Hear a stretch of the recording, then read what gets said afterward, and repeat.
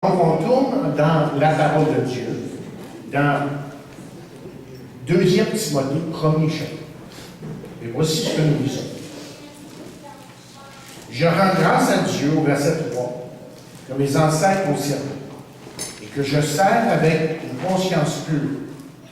Et de ce que nuit et jour, je me souviens continuellement de toi dans mes prières, me rappelant tes larmes, désirant te voir afin d'être rempli de joie, gardant le souvenir de la foi sincère qui est en toi, qui habita d'abord dans ton aïeul, grand-mère Loïs, et dans ta mère Eunice, et qui, j'en suis persuadé, habite aussi en toi.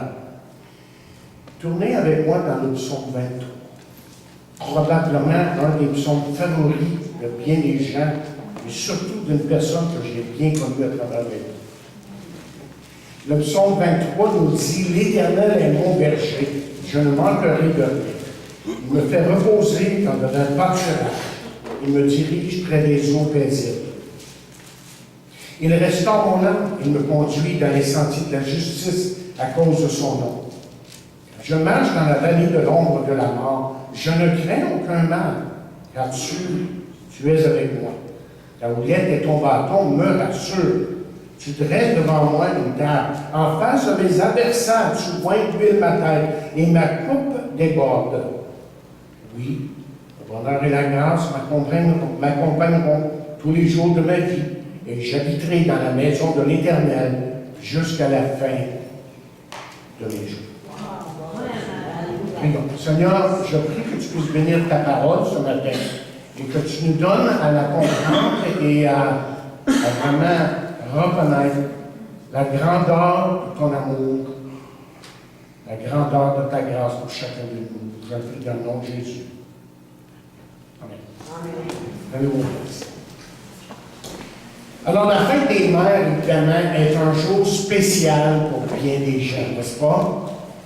C'est un des jours les plus célébrés, en fait, de l'année. Je pense que vous le savez, ça aussi. Hein?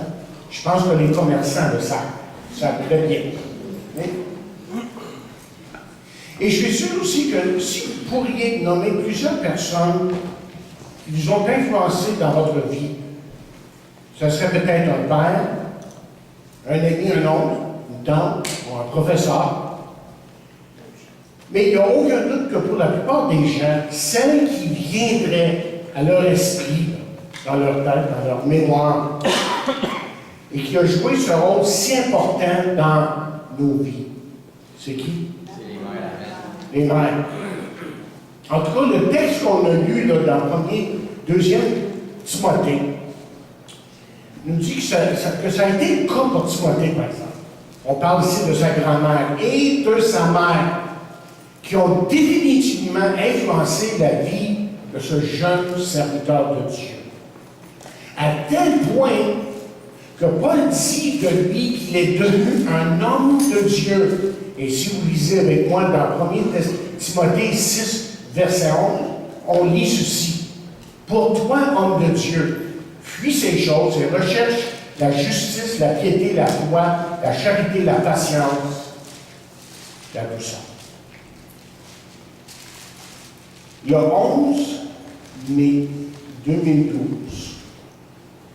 il y a 7 ans de ça maintenant, presque jour pour jour, évidemment, j'ai eu le privilège de diriger le service funèbre de ma mère. Et de toutes les personnes qui m'ont influencé à devenir ce que je suis aujourd'hui. Et je sais que je parle pour Diane aussi. Que c'est cette maman qui, dès notre jeune âge, nous a dirigés vers les choses de Dieu. D'abord, à la joie de connaître Jésus-Christ comme notre Sauveur et Seigneur Jésus-Christ. Et puis, à un amour implacable pour la parole de Dieu. Donc, ce que j'aimerais faire ce matin, c'est de vous parler de ma mère. C'est de vous parler de Jeanne Mance. On l'appelait souvent comme ça. Et vous partager ce que j'ai partagé ensemble avec les gens, ce que j'ai partagé avec les gens qui sont venus à son service, et ils étaient plusieurs. Voyez, pour le 3/4 des gens qui étaient là, C'était la première fois qu'ils entendaient probablement parler de la foi de maman. Et ça a été le titre de mes propos à ce jour-là.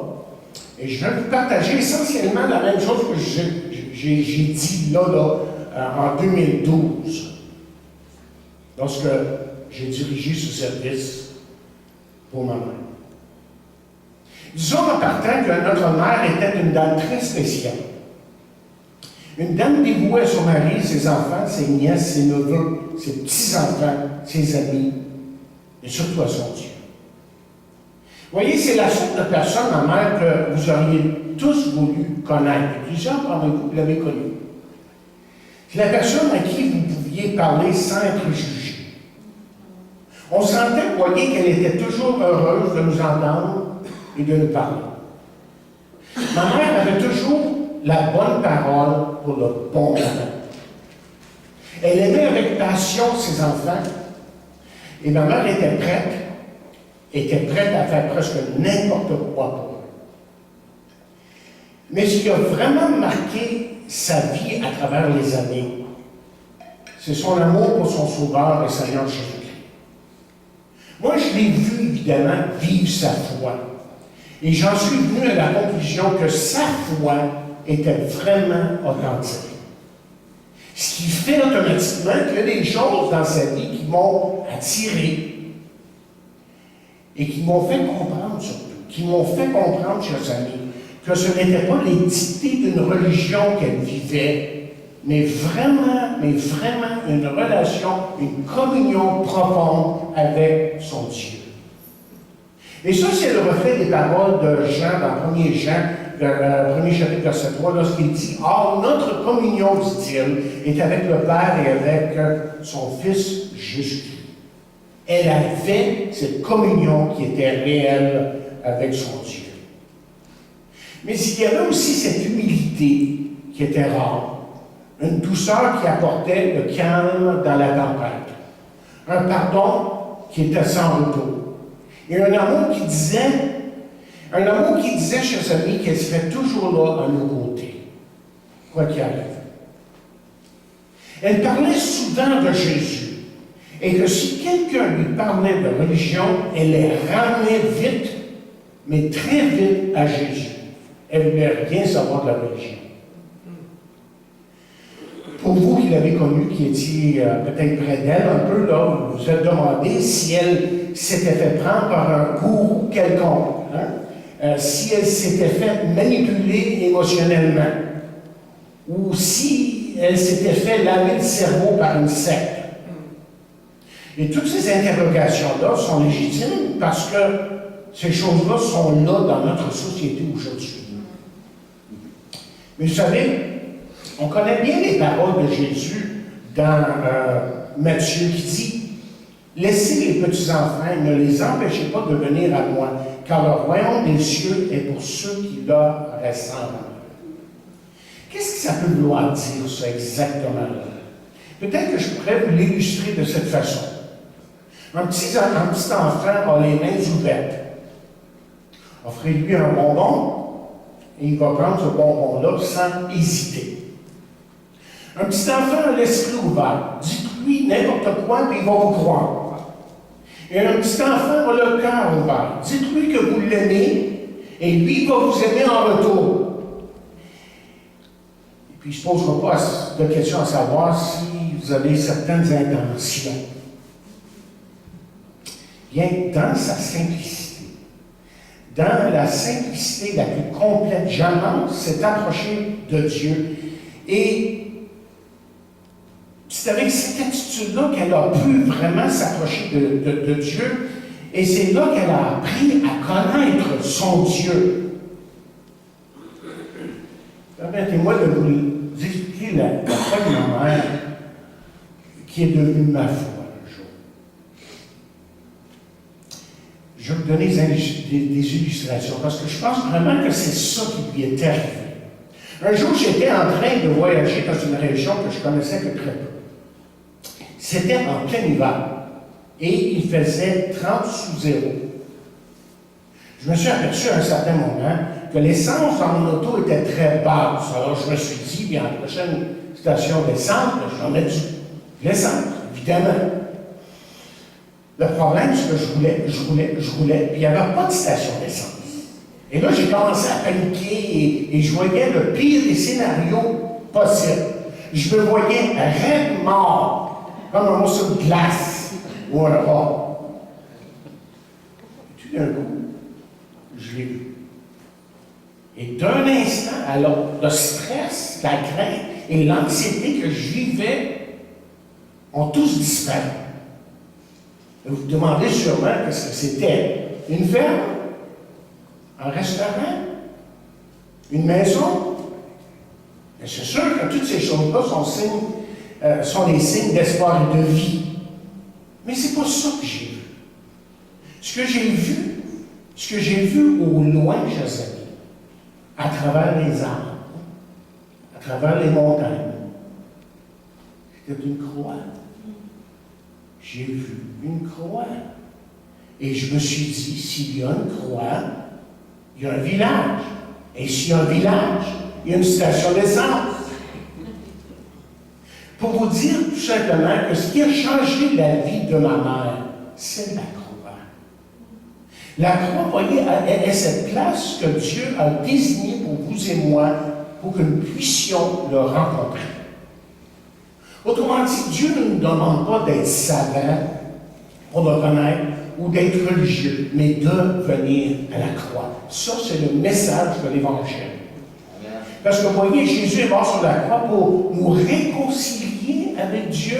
Et c'est pour ça que la Bible dit ceci. En effet, en Jésus-Christ, c'était Dieu en personne qui réconciliait le monde avec lui-même, ne tenant plus compte des péchés des hommes.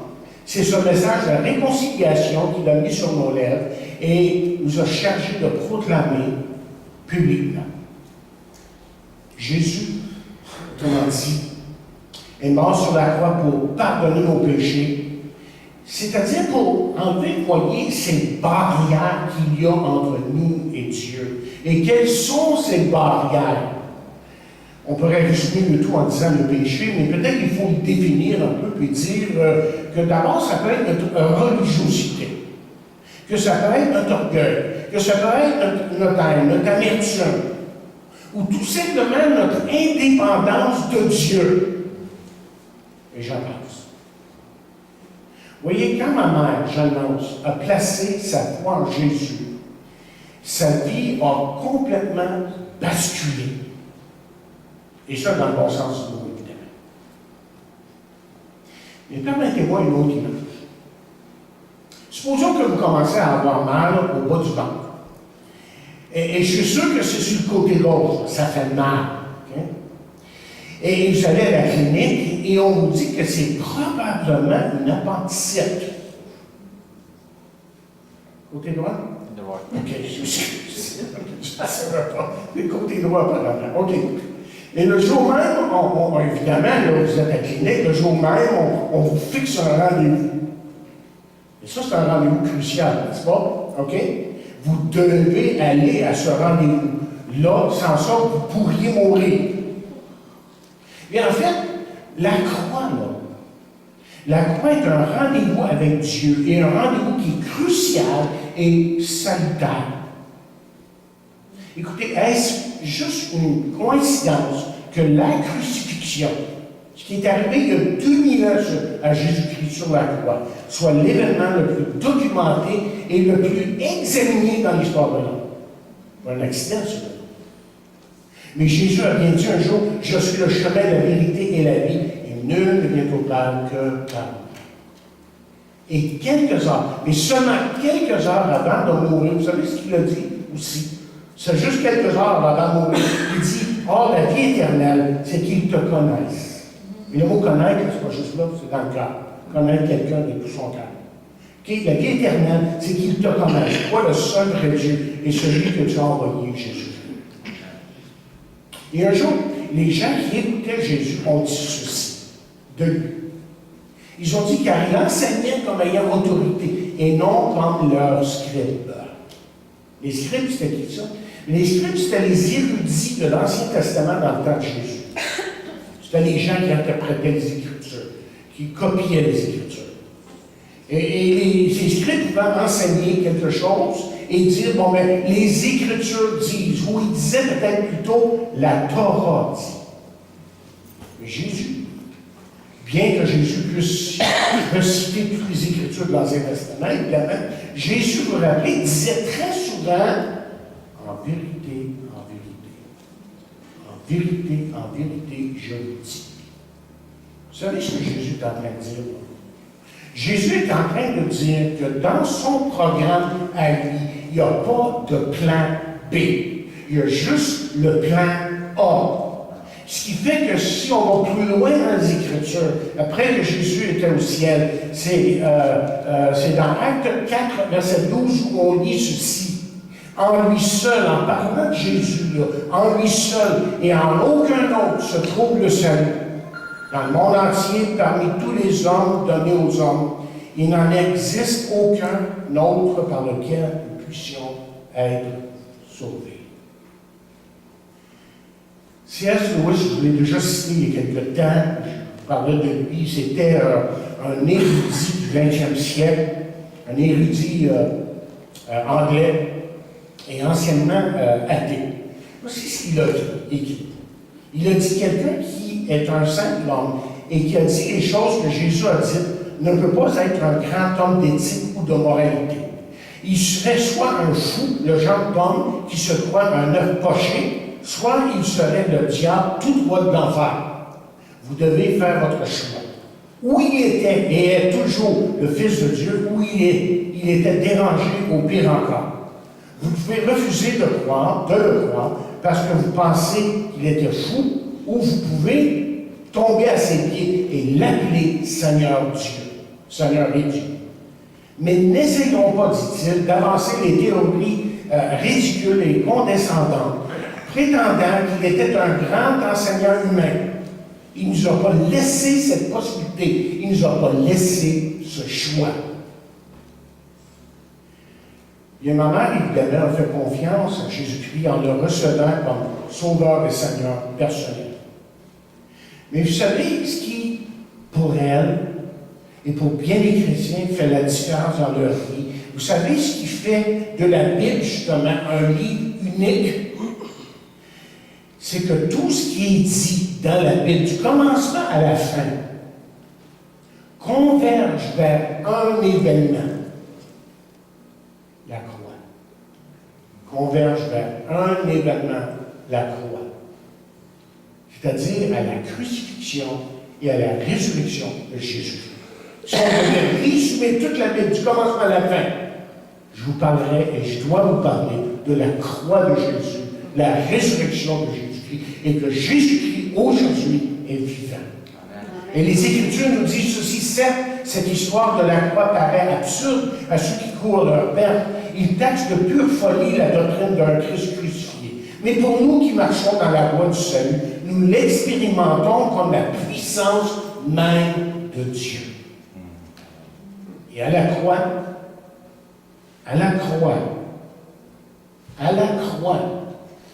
Jean Mance a rencontré son Sauveur, son Seigneur, son Dieu, ce qui fait qu'elle a pu dire, comme Thomas a dit un jour, mon Seigneur et mon Dieu. Le message de la bonne nouvelle, autrement dit, dans la parole de Dieu, là, est centré sur la croix. Et c'est pour ça que Paul, en écrivant un jour aux Églises, a dit, mes frères, même lorsque je suis venu chez vous pour la première fois, je n'ai pas employé des mots, des grands mots savants, un style savant vous annoncer le message de Dieu. J'ai décidé en effet de ne parler plutôt que de Jésus-Christ et de sa mort sur la croix. Ça, c'est le message de la bonne nouvelle. Et pour Paul, pour l'apôtre Paul, comme pour ma mère, la mort de Jésus sur la croix a eu une signification extrêmement signification personnelle, profonde, et un effet qui l'a complètement transformé. Je dois résumer mes pensées. La croix a beaucoup apporté pour ma mère. C'est-à-dire que celle-ci lui a fait réaliser beaucoup de choses qu'on ne peut que survoler ce matin. Mais je vous dis en résumé le reste. D'abord, la croix. C'est l'expression de la grâce de Dieu envers nous. Autrement dit, voyez, personne ne peut mériter la faveur de Dieu. Quand Jésus est mort sur la croix, lui sur la croix a gagné la faveur de Dieu pour nous. Et Jeannette a compris ça un jour. Elle a compris, voyez, qu'aller à une église, faire des bonnes œuvres ou donner son argent ne peut pas nous rendre favorables aux yeux de Dieu. Non, la faveur de Dieu, chers amis, est un don gratuit qu'on reçoit par la foi. Et c'est pour ça qu'il est écrit, car le salaire du péché, c'est la mort, mais le don gratuit de Dieu, c'est la vie éternelle en Jésus-Christ, notre Seigneur.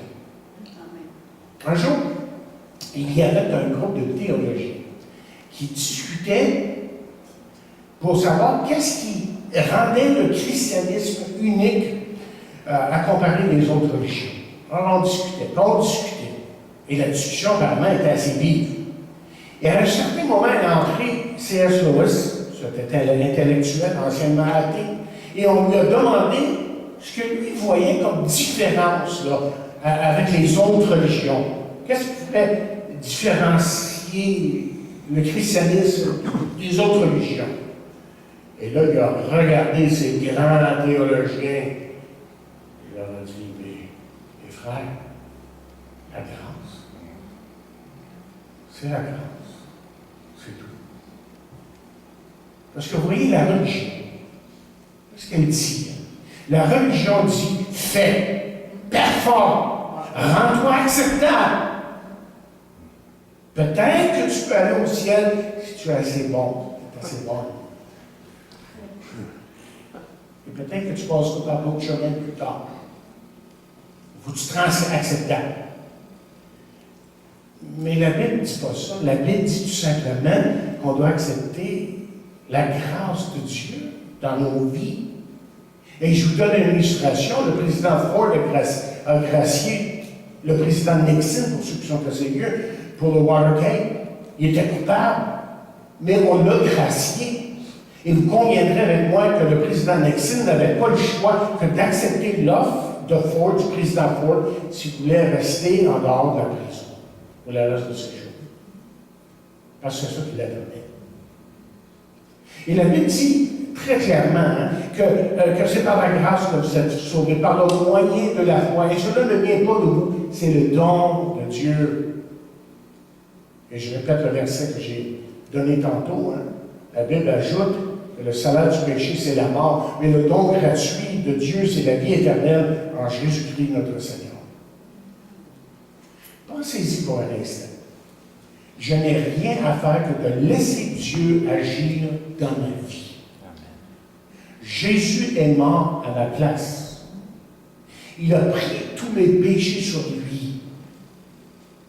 Et Jésus a effectivement dit, là, à quelques secondes avant de mourir, rappelez ce qu'il a dit, il a dit, tout est accompli. Il faut juste accepter mon cadeau. C'est ça l'évangile de Jésus-Christ. Mais la croix est aussi l'espoir. La croix aussi nous parle d'espoir. En 1948, on comptait environ 1 million de chrétiens en Chine. Mais aujourd'hui, on en compte beaucoup plus. En fait, bien au-delà de 100 millions. Et ces chrétiens-là, vous voyez, on les trouve dans leur salon, dans leur usine, en train de prier, en train d'étudier la Bible. Et qu'est-ce qui est arrivé là, pour que, depuis 1948, que ces gens-là se tournent vers Christ, vers Jésus-Christ? Vous voyez, je pense, je peux résumer un peu leur pensée, c'est qu'on est allé de se faire dire que l'État a la réponse à tout, quand celle-ci est aussi corrompue que les autres. Et que l'homme puisse lui résoudre ses problèmes, ses propres problèmes, même quand, visiblement, quand on regarde tous les problèmes qui existent dans le monde, que le contraire est vrai. On est tanné de se faire dire que Dieu n'existe pas quand tout ce qui est en eux et autour d'eux dit le contraire. On est tanné de se dire que mourir, c'est de finir 6 pieds sous terre, point d'arrêt. Vous voyez, essentiellement, c'est ceci. On est tanné du désespoir. On est tanné du désespoir. L'homme ne peut pas vivre dans le désespoir continuellement. Et Jésus a dit, je suis la résurrection de la vie, celui qui croit en moi vivra, même s'il meurt, et quiconque vit et croit en moi ne mourra jamais. Wow. Ça, c'est une vérité qui ne change pas sur le monde. Ça reste. Ça reste, on parle de mon spirituel, évidemment. Et ma mère n'était pas différente des autres, évidemment. Ma mère, comme les autres, avait besoin d'espoir. Et quand ma mère est venue à Jésus-Christ, elle a trouvé cet espoir-là. Et j'avais probablement à peu près 3 ans dans ce temps-là, quand c'est arrivé. Mais la croix, en fin de compte, c'est l'amour. En fait, c'est le summum. Si vous voulez voir une illustration, un exemple de l'amour de Dieu, bien c'est la croix. Et en fin de compte, on a tous besoin d'amour, on chante l'amour, on écrit sur l'amour, on parle de l'amour, on veut tellement que l'amour soit vrai en nous-mêmes, personnellement, autour de nous, dans notre société. Et la Bible nous dit ceci, que Dieu prouve son amour. Prouve son amour envers nous, en ce que lorsque nous étions encore pécheurs, Christ est mort pour nous. Et la Bible ajoute même, dans Ésaïe, je pense, 40, autour de là, elle décrit l'amour de Dieu pour ses enfants comme un amour qui est éternel. Autrement dit, qui ne change pas. Oui, il y a des choses qui ne changent pas, contraire à ce que certains vont dire. Ma mère a vécu des moments difficiles dans sa vie. Très difficiles. Je ne vais pas parler de ce qu'elle a passé, mais on le sait. Des moments extrêmement difficiles. Mais elle connaissait la grâce de Dieu dans sa vie. Elle connaissait l'amour de Dieu dans sa vie. Mais elle connaissait aussi la puissance de Dieu dans sa vie. Ce qui fait qu'elle a trouvé la force dans sa communion, dans sa relation avec Dieu, de passer à travers. Et cette belle communion-là, je l'ai vue, cette belle communion-là qu'elle avait avec son Dieu se traduisait, comme je l'ai dit au début, par sa patience, sa douceur et son amour pour chacun. On a lu au début là, le psaume 23. Et c'est probablement, comme vous savez, le passage le plus connu dans toute la Bible. On le cite pour toutes sortes d'occasions. Mais remarquez ce que David a dit à la première phrase. La première phrase est très significative parce qu'il dit « L'Éternel est mon berger ». Et le mot « éternel » ici est le nom personnel de Dieu, tellement sacré pour le Juif que lorsqu'il lisait la parole de Dieu, lui, il sautait par-dessus. Il ne voulait pas prononcer le mot de Dieu. En fait, il ne pouvait pas se rentrer de la langue. Il n'y a pas de voyelle. Quand il n'y a pas de voyelle, on ne peut pas prononcer grand-chose. Et le mot éternel est le nom personnel de Dieu, intime de Dieu. Tandis que le mot Dieu au début de la Bible, au commencement, Dieu créa les cieux et la terre, ça c'est ce qu'on appelle le Elohim, c'est le mot exécutif de Dieu. C'est comme si on lirait au commencement le président. Et en fin de compte, j'ai essayé d'analyser ici, de comprendre ce que le psalmiste est en train de dire dans le psaume 23. Et j'ai compris que le psalmiste était en train de dire que ce qui suit. Il est en train de dire en réalité, quand il dit « l'Éternel est mon berger », c'est qu'il est en train de dire « je connais personnellement celui qui est le créateur de l'univers ». Et vous savez quoi? Il le connaît aussi. Et en plus, il est le capitaine de ma vie. Et c'est lui qui donne un sens à ma vie. L'Éternel est mon berger. Moi, ce que j'essaie de vous dire ce matin, c'est que Janos connaissait le Dieu de David. Et c'est ce qui a vraiment marqué sa vie. Ce n'était pas une religion ici. mais vraiment une relation, une communion avec le Dieu de la paix. On nous raconte qu'un groupe de professionnels se sont réunis pour leur déjeuner mensuel. Une fois par an, ils invitaient leur pasteur à se joindre à eux. Et après le repas, ils avaient invité un célèbre acteur pour divertir, pour fournir, si vous voulez, un divertissement, tandis que les gens prenaient le café et le dessert. Alors, l'acteur se tenait devant eux, récitant de façon spectaculaire des pièces de théâtre, des poèmes et toutes sortes de choses comme ça. À un moment donné, il a invité les gens à faire des demandes spéciales. Et là, il s'est levé un vieux pasteur. Il leva sa main et prit la parole et dit: pourriez-vous réciter le psaume 23? L'acteur est un petit peu surpris par la demande inhabituelle, mais il a finalement accepté. Le pasteur lui dit, avec comment? Il dit: je vais le faire à une condition.